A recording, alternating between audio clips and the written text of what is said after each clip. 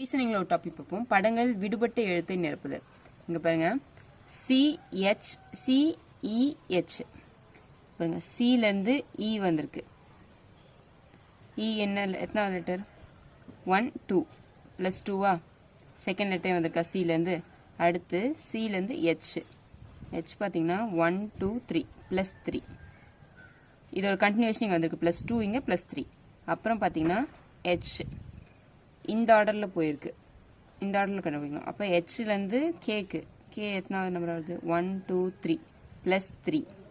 அப்ப அடுத்து பாத்தீங்கன்னா 1 2 3 4 பிளஸ் 4 பிளஸ் 4 போட்டீங்கன்னா O வருது.